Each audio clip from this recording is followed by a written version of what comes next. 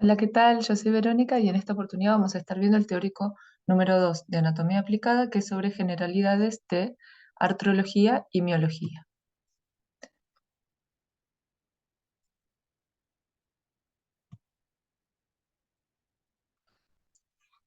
Las distintas partes que constituyen el esqueleto se pueden vincular entre sí mediante diferentes tejidos y estructuras.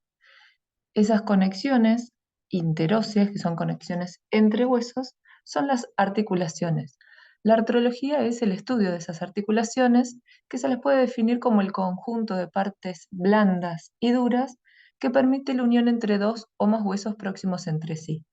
Cualquier articulación tiene, por un lado, las superficies óseas, partes blandas que están interpuestas de forma interna y partes blandas que son periféricas. A las articulaciones las podemos clasificar, por un lado, según la movilidad y por otro lado, según el tejido articular que tenga esa articulación, ¿sí? Entonces, si nosotros las clasificamos según la movilidad, vamos a tener articulaciones que son móviles, semimóviles e inmóviles, ¿sí? A las articulaciones móviles las llamamos articulaciones de artrosis. A las articulaciones semimóviles las llamamos anfiartrosis y a las inmóviles las llamamos sinartrosis. ¿Sí? Ahora bien, eso si nosotros o sea, tenemos en cuenta la movilidad, ¿sí? O sea, cualquier articulación del cuerpo que yo tenga, que vea que tenga movimiento, va a ser una diartrosis. Entonces, por ejemplo, me fijo el hombro, tiene movimiento, sé que va a ser una diartrosis. El codo lo mismo, la muñeca, los dedos, ¿sí? Cualquier articulación que uno visualice un movimiento en sí, va a ser una diartrosis. Las anfiartrosis son semimóviles y las sinartrosis se las puede llamar también inmóviles o con casi nula movilidad, ¿sí? Ahora, esas mismas articulaciones las podemos clasificar según el tejido articular que está componiendo la articulación, ¿sí? Entonces, las podemos clasificar en sinoviales cuando poseen líquido sinovial, y entonces estas articulaciones sinoviales, que es una clasificación según el tejido articular, son en realidad también las articulaciones que según movilidad son diartrosis, ¿sí? O sea, las articulaciones sinoviales tienen movimiento. ¿Por qué tienen movimiento? ¿O por qué tienen sinovial las articulaciones móviles? Y bueno, porque tienen toda la cápsula articular con el líquido sinovial que va a lubricar esa articulación. ¿Por qué? Porque es recontramóvil, ¿sí? Entonces, si yo en una articulación móvil me fijo cuál es el tejido articular que la está formando, voy a ver que tiene sinovial. Son articulaciones sinoviales, ¿sí? Pero esto es según el tejido articular. De vuelta, según la clasificación, según el tejido articular, otro tipo de articulación puede ser las cartilaginosas, ¿sí? En ese caso, el tipo de tejido que está interpuesto entre los huesos que están formando esa articulación es cartílago, ¿sí? Y en el caso de las articulaciones de tipo fibrosa, se las clasifica así porque poseen un tejido fibroso que está interpuesto, ¿sí? Entonces tengo tres tipos de articulaciones según la movilidad, que son las diartrosis, que son las móviles, las anfiartrosis, que son las semimóviles, y las sinartrosis, que son las inmóviles. Según el tipo de tejido articular, las puedo clasificar en sinoviales, cartilaginosas o fibrosas, ¿sí? Fíjense que acá, en este cuadrito, nosotros tenemos como un resumen, ¿sí? Fíjense, según el tipo de movilidad, las puedo clasificar en sinartrosis, o sea, inmóviles, o según el tejido articular, fibrosa, ¿sí? Es como que es la misma articulación, la puedo clasificar de las dos formas. Si mido el tejido articular, fibrosa. Si miro la movilidad, sinartrosis. Ahora, dentro de cada tipo de articulación, ¿sí? Dentro de cada tipo de articulación, yo voy a tener distintos géneros o, lo que es equivalente, distintas formas, ¿sí? Entonces, fíjense, dentro de las sinartrosis o fibrosas, tengo como género, por ejemplo, las suturas. Tengo, por ejemplo, la sindesmosis, ¿sí? Dentro de las anfiartrosis, que son las semimóviles, voy a tener, por ejemplo, cartilaginosa, es decir, las anfiartrosis, pero según el tejido articular, ¿sí? Entonces, dentro de esas anfiartrosis o cartilaginosas, tengo dos géneros, la sínfisis y la sincondrosis, ¿sí? Ahora, dentro de las articulaciones móviles, ¿sí? Dentro de las articulaciones móviles o diartrosis o sinoviales, son todos sinónimos, diartrosis, móviles o sinoviales, voy a tener, fíjense, distintos géneros, 6 géneros, ¿sí?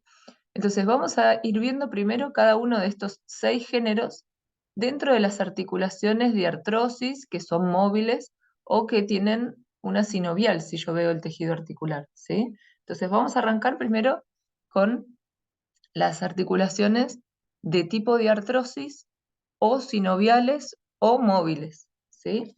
Entonces, ¿cuáles son las características anatómicas que tienen este tipo de articulaciones? Bueno, por un lado, las superficies articulares de cualquier articulación de tipo de artrosis están revestidas por cartílago hialino, ¿sí? Fíjense, acá se ve un hueso, otro hueso, recuerden que las articulaciones son la unión de dos o más huesos, ¿sí? Unidos entre sí, comprende todas las partes blandas y duras que están entre ellas, ¿sí? Todo esto que se ve en celeste es la recubierta de cartílago hialino que está recubriendo las superficies articulares, ¿sí? Esa es una de las características de las articulaciones de tipo de artrosis o sinoviales. Otra de las características es que poseen cápsula articular, ¿sí? Esta cápsula articular está revestida internamente por la membrana sinovial, que es la que va secretando el líquido sinovial, ¿sí? ¿Para qué? Para lubricar esta articulación, ¿sí? Además, van presentando distintas estructuras, ¿sí? Como ser discos articulares o meniscos, almohadillas grasas, rodetes articulares, ¿sí? El ligamento capsular como medio de unión, que lo que hace es envolver, ¿sí? Lo que es la cápsula articular, y siempre van a tener ligamentos a distancia, ¿sí? ¿Cuál es o sea, si ustedes se fijan, recién cuando dijimos qué era lo que puede contener una articulación de tipo de artrosis, lo que siempre tiene de vuelta es el cartílago hialino que reviste las superficies articulares. La cápsula articular, ¿sí? Tiene el ligamento capsular, ligamentos a distancia, ¿sí? Todas las sinoviales tienen eso. Y algunas pueden empezar a tener discos articulares, meniscos, almohadillas grasas, ¿sí? Distintas estructuras. Bueno, ¿qué es un menisco, por ejemplo? Entonces, los meniscos son discos semilunares que están en forma de cuña y están formados por tejido fibrocartilaginoso, ¿sí? Lo que hacen los meniscos es ayudar a distribuir bien la fuerza y la carga, ¿sí? En una articulación. ¿Por qué? Porque aumentan la congruencia que existe entre las superficies articulares de la articulación, ¿sí? Entonces, por ejemplo, en la articulación de la rodilla nosotros tenemos los meniscos articulares, ¿sí? Un menisco interno o medial y un menisco externo, ¿sí? En cada articulación, la forma de este menisco o disco articular puede ser distinta, ¿sí? Y puede tener un nombre particular, ¿sí? Pero eso no se preocupen, cuando vayamos viendo cada articulación los vamos a ver. Ahora es solamente para que ustedes tengan algún ejemplo, ¿sí? Entonces vamos a comenzar con el primer género, ¿sí? O sea, con la primer forma distintiva de las articulaciones de tipo de artrosis. O sea, dentro de las de artrosis, vieron en el cuadrito teníamos 6 géneros de articulaciones. Género equivale a forma. ¿A forma de qué? A la forma que tienen los huesos que están componiendo esa articulación, ¿sí? La forma que tienen los huesos que forman parte de esa articulación. Entonces, el primer género, el género más móvil que nosotros tenemos, es el género enartrosis, ¿sí? Enartrosis lo podemos llamar como sinónimo articulación esférica o glenoidea, ¿sí? Es todo sinónimo. Y este entonces es el primer género de articulación dentro de las diartrosis, que es la más móvil, ¿sí? ¿Cómo me doy cuenta que una articulación es de género en artrosis? Y bueno, porque yo veo los huesos que componen esa articulación y me doy cuenta que uno tiene una cabeza esférica, ¿sí? Y el otro hueso tiene una cavidad tipo esférico, ¿sí? Siempre en una articulación de género en artrosis voy a ver eso, un hueso en una cabeza, o sea, la superficie articular de un hueso es una cabeza y la del otro hueso es una cavidad tipo esférica. Otra particularidad es que estas articulaciones tienen un rodete, ¿sí? Que agranda la superficie articular, que es un fibrocartílago, ¿sí? Los medios de unión que va a tener esta articulación van a ser la cápsula, ¿sí? Como cualquier articulación de tipo de artrosis, va a tener ligamentos y va a tener como particularidad de medio de unión lo que dijimos recién que es el rodete, ¿sí? Posee sinovial, obviamente como cualquier articulación de tipo de artrosis, que dijimos que también se la puede denominar articulación sinovial. ¿Cuáles son los movimientos que puede realizar? Puede realizar movimientos en los tres planos, ¿sí? Y los tres ejes. Recordemos cuáles son. O sea, por ejemplo, la articulación del hombro, que se llama articulación escápulo-humeral, van a ver que realiza movimientos en los tres planos y los tres ejes, porque es una articulación de género en artrosis. Entonces, en el plano frontal puede realizar abducción, aducción, ¿sí? En el plano sagital puede realizar flexión y extensión. Y en el plano horizontal puede realizar las rotaciones, rotación lateral, rotación medial, ¿sí? Entonces ahí está realizando los movimientos en los tres planos, por eso es que tiene 6 movimientos, ¿sí? Y como ejemplo nos dan en la articulación escapulohumeral. Entonces vamos a ver cuáles son las articulaciones en las que tenemos una articulación de tipo, de género, perdón, en artrosis. Fíjense, la escapulohumeral, el húmero, si yo les muestro, tiene una cabeza, ¿sí? Ahora, el otro hueso que está formando la articulación, que es la escápula, si nosotros vemos, tiene una cavidad esférica, ¿sí? La cavidad glenoidea. ¿Está bien? Entonces ahí tenemos una articulación de género en artrosis, ¿sí? ¿Dónde más tenemos articulaciones de género en artrosis? Por ejemplo, la coxofemoral, que es la articulación de la cadera, y la articulación talocalcáneo-navicular, que es una articulación que está en el pie, ¿sí? A ver si les puedo mostrar de acá.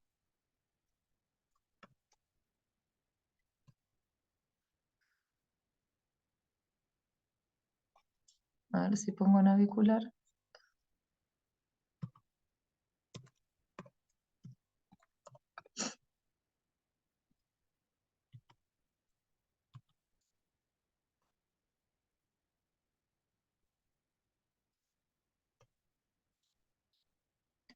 Ahí, vamos a ver el... No,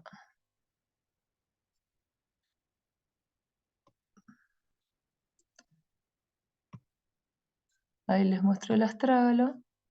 Fíjense, el astrágalo en su parte anterior tiene una cabeza, ¿sí? Y ahí el navicular tiene, digamos, la cavidad esférica, ¿sí? Entonces, siempre en cualquier articulación que sea de género en artrosis, van a ver un hueso que tiene cabeza, el otro hueso que tiene la cavidad de tipo esférico, ¿sí? Las tres articulaciones que nosotros vamos a ver de este género son las que les nombré, ¿sí? La articulación glenohumeral, la coxofemoral y la talocalcáneo-navicular, ¿sí? Después continuamos con otro género dentro de las diartrosis, que es la de encaje recíproco, o silla de montar o celar, son sinónimos, ¿sí? Encaje recíproco, silla de montar o celar. ¿Qué las caracteriza? que las superficies que están formando esta articulación son cóncavas y convexas de forma recíproca. O sea, fíjense, esto está representando una de las superficies articulares, ¿sí? Uno de los huesos. Fíjense que en este sentido, el hueso blanco es convexo, ¿sí? Y en el otro sentido, así, es cóncavo. El hueso gris es al revés. En un sentido es cóncavo y en el sentido opuesto así es convexo, ¿sí? Entonces encastran de forma recíproca por la forma que tienen los huesos, ¿sí? Los medios de unión son los mismos que en cualquier diartrosis, ¿sí? La cápsula articular, los ligamentos y tiene la sinovial, ¿sí? ¿Cuáles son los movimientos que puede realizar? Realiza movimientos puros en dos planos y por asociación realiza movimientos en un tercer plano. ¿Cuáles son las articulaciones de este género? Son tres, ¿sí? Tenemos a la esternoclavicular, que es esta articulación. Entonces, con la articulación esternoclavicular, por ejemplo, en el plano frontal realizamos elevación y descenso, ¿sí? En el plano horizontal realizamos una antepulsión y retropulsión, ¿sí? Esos son los movimientos puros. Y ahora por combinación puedo hacer una rotación posterior y una rotación anterior, ¿sí? Otra de las articulaciones de encaje recíproco que tenemos es la carpo-metacarpiana del pulgar, que es la que se indica acá en el dibujo, y la otra articulación es la calcáneo-cuboidea, ¿sí? Son las tres articulaciones de género encaje recíproco. De vuelta, ¿cómo me doy cuenta que es de este género? Por la forma que tienen las superficies articulares de los huesos que están formando la articulación. Ahora seguimos con el siguiente género de articulaciones de tipo de artrosis, que es la condilia. Las articulaciones condilias tienen como característica que poseen una cabeza redondeada y una cavidad glenoidea, ¿sí? Un hueso tiene una cabeza redondeada que la denominamos cóndilo y el otro hueso una cavidad glenoidea, ¿sí? Medios de unión, los mismos que siempre, realiza movimientos en dos planos, ¿sí? No es que siempre sean los dos mismos planos, ¿sí? Es decir, una articulación puede realizar movimientos en dos planos, otra articulación condilia en otros dos planos, ¿sí? No necesariamente tienen que ser los mismos, ¿sí? ¿Cuáles son los ejemplos de estas articulaciones? Por ejemplo, tenemos la atlanto-occipital, ¿sí? Esa es una articulación de género condilia. Tenemos también la articulación húmero-radial, que a ver si les muestro el húmero. Vamos a ver que en su epífisis distal, fíjense que acá se ve un cóndilo, ¿sí? Entonces, la articulación que forma el húmero con el radio es una condilia, ¿sí?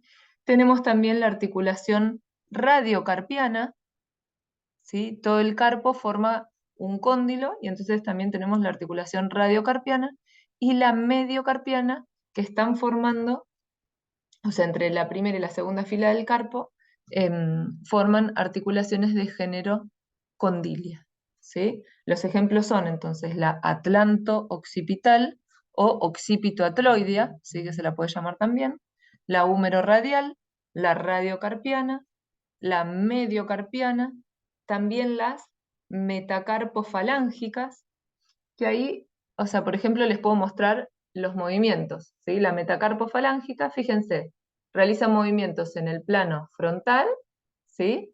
Y en el plano sagital, ¿sí? Hace movimientos en dos planos, ¿bien? Como cualquier otra articulación de género condilia, ¿sí? Tenemos también a las metatarsofalángicas, la articulación femorotibial es también una articulación condilia, y la temporomandibular, ¿sí? Ahí les di todos los ejemplos de articulaciones condilias que vamos a ver. Después tenemos el género troclear, que se la puede llamar también en bisagra o gínglimo, ¿sí? ¿Cómo me doy cuenta que unas articulaciones de este género? De nuevo, yo voy a ver la forma que tienen las superficies articulares de los huesos que están formando la articulación.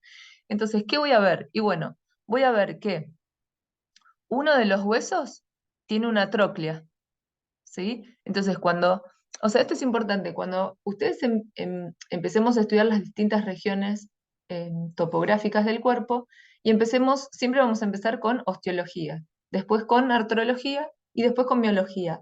Cada vez que a ustedes les toque estudiar un hueso, lo que ustedes va a ser recontra importante que hagan es que estudien los rasgos óseos de ese hueso. Entonces, por ejemplo, cuando estudien el húmero, van a ver que por un lado tiene un cóndilo, y entonces este cóndilo forma con el radio una articulación condilia, ¿sí? ¿Por qué? Y bueno, porque es la forma que tiene el hueso, ¿sí? Tiene por otro lado una tróclea, entonces va a formar con el cúbito una articulación de género troclear. ¿Por qué? Porque es la forma que tienen los huesos, ¿sí? Entonces, en una articulación troclear o en bisagra o gínglimo, que son todos sinónimos, yo voy a ver un hueso que tiene forma de tróclea y el otro hueso que tiene una cresta para esa garganta de la polea. Los movimientos que puede hacer las articulaciones de género troclear son solo flexión y extensión, o sea, solamente se mueven en el plano sagital, ¿sí? Todas las articulaciones trocleares pueden moverse solamente en el plano sagital, ¿sí? Fíjense que acá los ejemplos que podemos tener son la húmero cubital, ¿sí? Que es la que tenemos acá, las interfalángicas, las articulaciones interfalángicas, ¿sí? Ya sea de los dedos de las manos, ¿sí? Fíjense que con las falanges el único movimiento que puedo hacer es de flexión y extensión, ¿sí? Flexión y extensión. En otros planos no se pueden mover, ¿sí? No pueden rotar ni pueden hacer abducción y aducción, solo hacemos flexión y extensión. Entonces eso me está indicando que la articulación es de género troclear, ¿sí? Entonces de vuelta tenemos la húmero cubital, las interfalángicas de la mano y de los dedos del pie, ¿sí? Otra es la tibio-peronia astragalina, o la pueden llamar también taloclural, ¿sí? Y tenemos también en la rodilla la fémoro-patelar, ¿sí? O la fémoro-rotuliana, que es entre el fémur y la rótula, ¿sí? Esa es otra articulación de género troclear. Los medios de unión, de vuelta, así como siempre, son la cápsula articular y los ligamentos asociados. El nombre de esos ligamentos siempre va a depender de la articulación, uno no puede generalizar, ¿sí? Cada articulación va a tener ligamentos con nombre propio, ¿sí? Pero bueno, siempre van a tener como medios de unión la cápsula articular y los ligamentos asociados.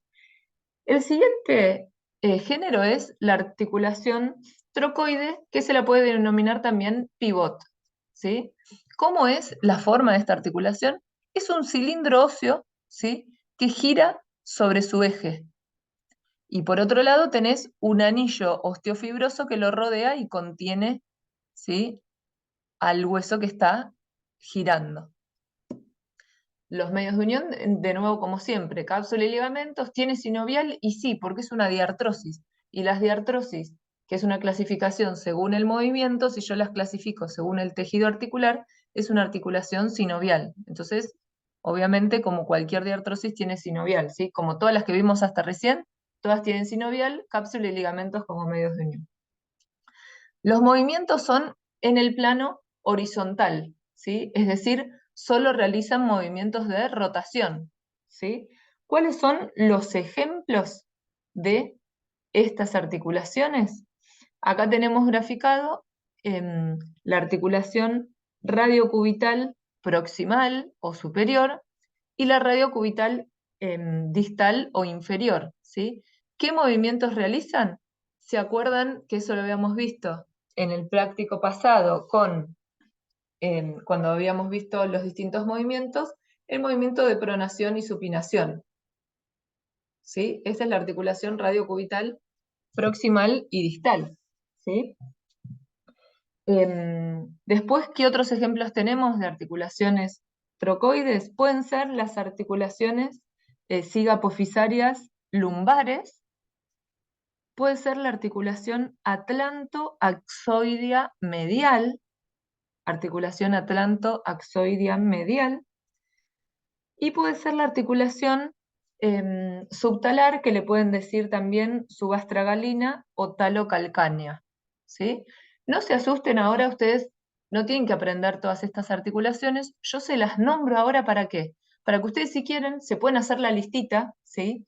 De todos los ejemplos que hay de cada género de articulación, ¿para qué? Para que después, más adelante, ¿sí? O sea, por ahí hay algunas, las que son del pie, las que son del miembro inferior las vas a ver recién para el segundo parcial, ¿sí? Pero si querés ya te haces la listita y vas encontrando ejemplos de cada género de articulación, ¿sí?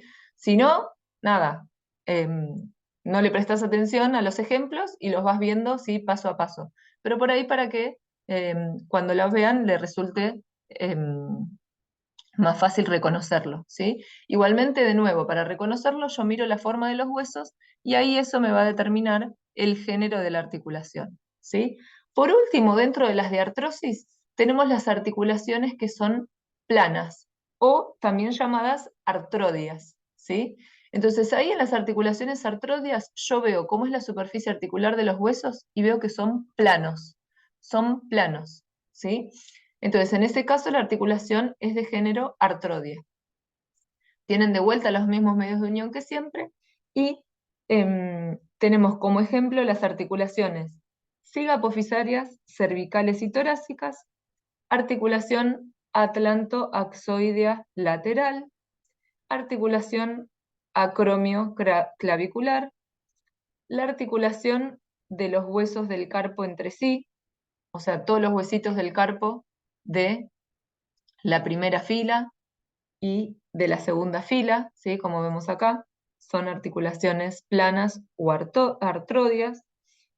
Las articulaciones mediocarpiana, o sea, entre la primera fila y la segunda fila del carpo, nosotros habíamos dicho, las habíamos llamado que podían llegar a ser condilias, porque tienen un pequeño movimiento, ¿sí?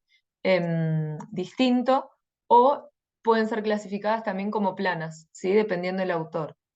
¿Cuál es el movimiento que no les dije que realizan las artrodias? Hacen solamente mínimos desplazamientos, ¿sí? O sea, se corren, fíjense acá cómo están marcaditos con las flechas, se corren deslizándose, ¿sí? O sea, hacia un lado, hacia el otro, pero no hacen grandes movimientos como las otras articulaciones, ¿sí? Tenemos la carpometacarpiana de los dedos del segundo al quinto, ¿sí? O sea, estos, las intermetacarpianas de los últimos 4 dedos, la sacroilíaca, la tibio-peronea superior, las intertarsianas, ¿sí? O sea, en el pie, la tarso-metatarsiana, las intermetatarsianas y las costos vertebrales, ¿sí? O sea, las dos articulaciones costovertebrales son también de género artrodia. Entonces, hasta acá vimos los distintos géneros de las diartrosis con las características de cada una, ¿sí? Sigamos ahora entonces con las articulaciones que son de otro tipo, ¿sí? O sea, teníamos tipo diartrosis, que eran las móviles. Ahora tenemos tipo anfiartrosis o semimóviles o cartilaginosas, si nosotros le prestamos atención a lo que es el tejido articular, ¿sí? Entonces, dentro de las anfiartrosis o cartilaginosas tenemos dos géneros distintos, o sínfisis, ¿sí? Que lo que la caracteriza, perdón, es que tiene un fibrocartílago, ¿sí? Que está interpuesto entre las superficies articulares. Como ejemplo tenemos la sínfisis púbica, la articulación entre los cuerpos vertebrales, la lumbosacra, la sacrocoxigia, la articulación entre el cuerpo y el manubrio esternal, y entre el cuerpo y el apéndice sifoides del esternón, ¿sí? Entonces, esos son ejemplos de articulaciones de género sínfisis, ¿sí? A ver si acá, fíjense acá, esta articulación es de género sínfisis. La articulación entre las vértebras, entre medio de las vértebras, acá lo que pasa es que están todos los ligamentos, pero ahí, si ustedes ven, este fibrocartílago, ¿sí? Que es el disco intervertebral, es lo que se interpone entre una vértebra y otra, ¿sí? Entonces los cuerpos de las vértebras están formando articulaciones de tipo anfiartrosis, género sínfisis, ¿sí? Ahí se ve el fibrocartílago. ¿Está bien? Después tenemos el otro tipo de articulación, que son las sinartrosis, si las clasifico según la movilidad, o fibrosas según el tipo de tejido, ¿sí? Entonces, estas pueden ser fibrosas, como ser las suturas, ¿sí? Fíjense, acá tenemos entre los distintos huesos del cráneo, que pueden ser suturas planas, suturas escamosas, dentadas, esquindilesis, ¿sí? Y tenemos también a las sindesmosis, que puede ser unión por ligamentos o unión por membrana interósea, ¿sí? Entonces, las sindesmosis ligamentosas tenemos, como ejemplo, la unión entre las láminas, que está dada por los ligamentos amarillos, la unión entre las apófisis espinosas, por ejemplo, que está dada por los ligamentos interespinosos y supraespinosos, la unión entre las apófisis transversas también, que está dada por los ligamentos intertransversos, puede ser la articulación coracoclavicular, que está dada por el ligamento trapezoide y conoide, ¿sí? Y dentro de las de tipo, la sindesmosis dada por membrana interósea, podemos tener la membrana interósea radiocubital y la membrana interósea que une el hueso tibia y peroné, ¿sí? Y dentro de las sinartrosis, o sea, ya dijimos, tenemos las suturas, la sindesmosis y también la gónfosis, que es la articulación de los dientes en los alvéolos maxilares. Acá tenemos ejemplo de la sindesmosis, ¿sí? O ligamentosa o membranosa, como bien dijimos. Después vamos a continuar con la parte de músculos, ¿sí? Que los músculos son células que tienen la capacidad de contraerse, ¿sí? Los podemos clasificar en tres: en músculos estriados esqueléticos, que pueden contraerse voluntariamente; musculatura lisa, que es de la vida vegetativa y está fuera del control de la voluntad; y el músculo estriado cardíaco, que también es un músculo que se contrae em, sin, sin la voluntad, ¿sí? Entonces, por ejemplo, acá, la célula muscular esquelética, fíjense en la forma que tiene, ¿sí? Cada una de estas fibras musculares, que son de cualquiera de los músculos que nosotros, o sea, con las que ejecutamos los movimientos, ¿sí? Que son voluntarios, ¿está bien? Em, las células musculares cardíacas son también células estriadas, ¿sí? Pero tienen la capacidad de no fatigarse. O sea, uno con cualquiera de los músculos estriados, ¿sí? Esqueléticos, son músculos que terminan agotándose, ¿sí? Necesitan un periodo de descanso. Está bien, uno no puede, o sea, por ejemplo, acá que está el bíceps braquial, no puede realizar mucho ejercicio, en algún momento el músculo queda agotado, ¿sí? En cambio, las células musculares cardíacas son células que, o sea, el corazón late toda la vida, ¿sí? ¿Por qué? Porque o sea, en cada ciclo va teniendo periodos de relajación, ¿sí? Entonces, son células que tienen la capacidad de contraerse; al relajarse se recuperan, se contraen y se relajan, y así, ¿sí?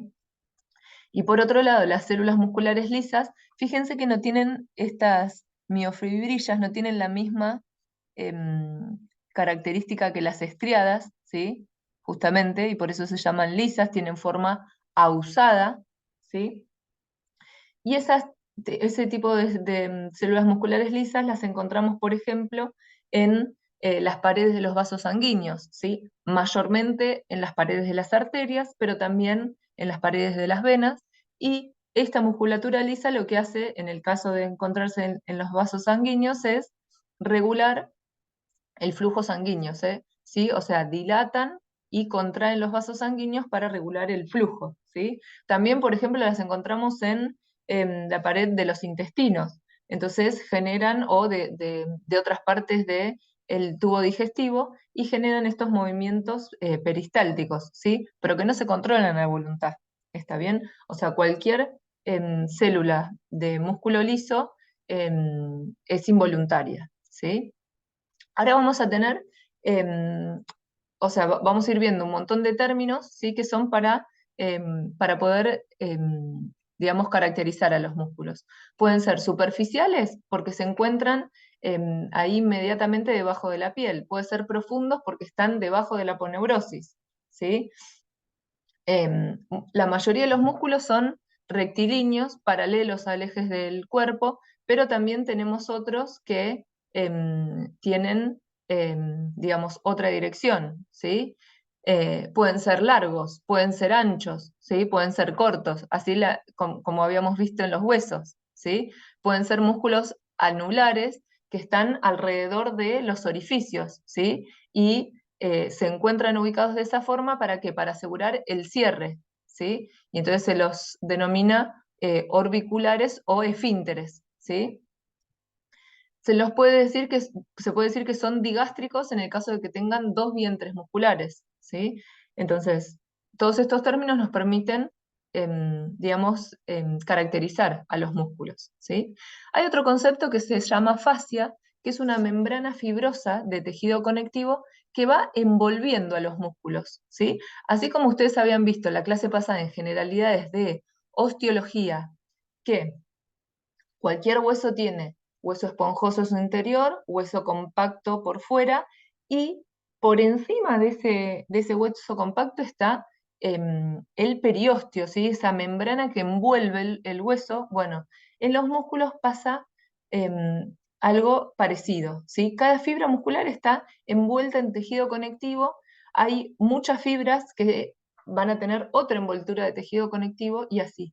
Y esto hace que existe esta fascia, que es este tejido que va interconectando y va rodeando todos los tejidos del cuerpo, ¿sí? Los órganos, los músculos, los vasos, todo, o sea, queda todo interconectado. Entonces fíjense acá en este esquemita cómo es la interconexión de todo el cuerpo, ¿sí? Entonces de ahí sale el concepto de lo que son las cadenas miofaciales, ¿sí? O cadenas musculares, que es esta, digamos, conexión que existe en el cuerpo entre los músculos y todo el tejido conectivo, ¿sí? Que lo rodea, pero no solo que conecta a los músculos, sino que conecta a los órganos también, ¿sí? Esto después lo van a ver ustedes más adelante en otra materia que es de biomecánica, pero es solo a modo de que tengan la noción, ¿sí?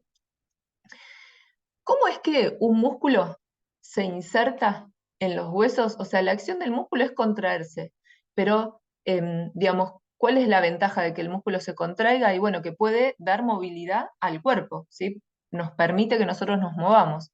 Bueno, pero ¿cómo se conecta el músculo con el hueso? Fíjense que acá se pueden ver un montón de fibras de músculo, ¿sí? Y cada una de estas fibras está rodeada así, todo por tejido conectivo.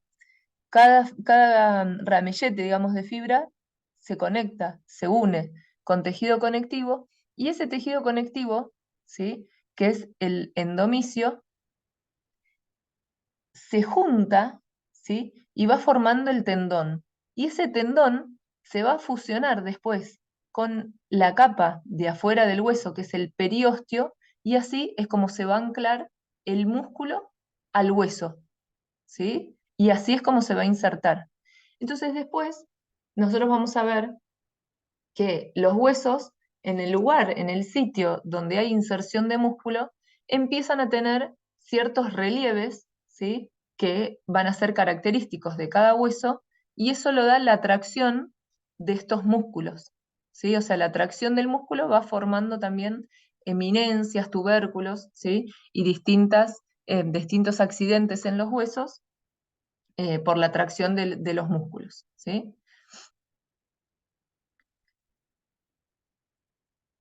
Bueno, acá entonces está la explicación, ¿sí? Las fibras de endomisio se transforman en tendón, ¿sí? Y entonces así es como se van uniendo.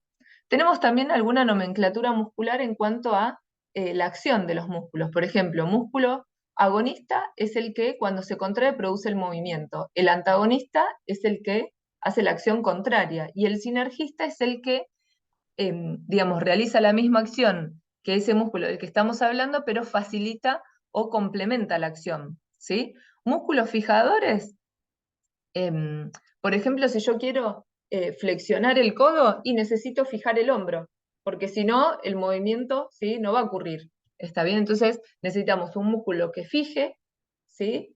La articulación para permitir que otro, ¿sí? Pueda realizar la acción. Y acá estos términos son los de las envolturas de cada una de las fibras, ¿sí? El endomisio es esa capita de tejido conectivo que recubre a cada una de las fibras musculares, ¿sí? Fascículo son varias fibras musculares, o sea, varias células de músculo que se agrupan, forman un fascículo, ¿sí? El perimisio es el tejido conectivo que envuelve cada uno de los fascículos, y el epimisio recubre a todo el músculo, ¿sí? Y por fuera tenemos a la aponeurosis, la fascia que ya vimos, ¿sí? La definición. Un músculo puede ser monoarticular si actúa solo en una articulación, biarticular si actúa sobre dos articulaciones, y triarticular si actúa en tres articulaciones, ¿sí?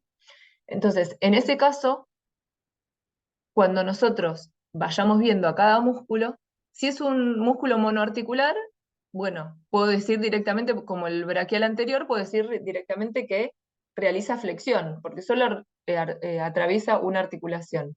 En el caso que atraviesa dos articulaciones, yo tengo que especificar la acción que realiza en cada una de las articulaciones, ¿sí? Pero eso no se preocupen, lo vamos a ir viendo después concretamente con cada ejemplo, ¿sí?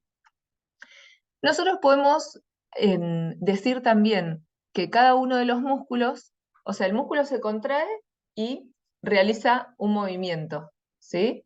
Entonces, dependiendo de qué parte del músculo sea la que está movilizándose, esa parte es la parte, o sea, el punto móvil, y la otra va a quedar como punto fijo, ¿sí?